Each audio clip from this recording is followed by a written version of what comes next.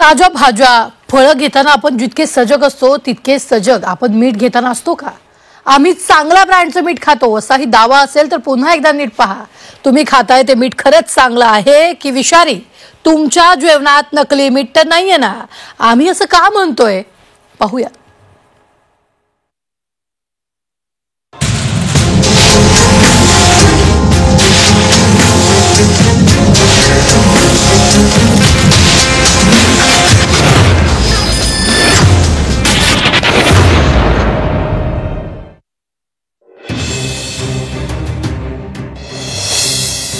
सावधान, तुमच्या जेवणात नकली मीठ.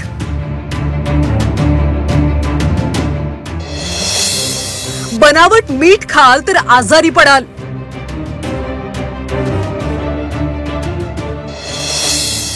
ब्रँडेड कंपनीच्या पाकिटात नकली मीठ.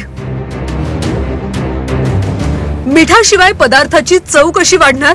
त्यामुळे मीठ हवंच. पण सावधान, तुमच्या ताटातलं मीठ नकली तर नाहीये ना? आम्ही असं विचारतो याचं कारण म्हणजे ब्रँडेड कंपनीच्या पाकिटात नकली मीठ भरून विकण्याचा गोरखधंदा अनेकांकडून सुरू आहे. या नकली मिठामुळे तुमचं आरोग्य धोक्यात येऊ शकतं. आता तुम्ही म्हणाल, आम्ही तर चांगल्या कंपनीचं मीठ खातो. मात्र मोठ्या कंपनीच्या मिठाचं पाकिट वापरून त्यात बनावट मीठ भरून त्या पाकिटांची विक्री केली जात होती.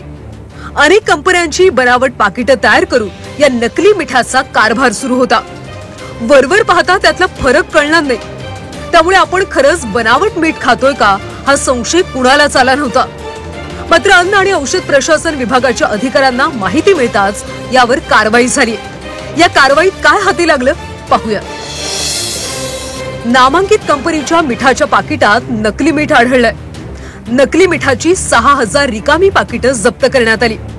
नामांकित कंपनीच्या पाकिटात भरलेल्या बनावट मिठाची 250 पाकिटं जप्त केली आहेत. अन्न आणि औषध प्रशासनानं ही कारवाई केली. उत्तर प्रदेशच्या बाराबाकीमध्ये हे नकली मीठ विकलं जात होतं. याची माहिती मिळताच अन्न आणि औषध प्रशासन विभागाच्या अधिकाऱ्यांनी धडक कारवाई केली. यहाँ पे जो जिले की FSDA टीम है उनको सूचना किसी विश्वस्त से मिली थी कि कहीं पर नमक की जो है रिपैकिंग की जा रही है.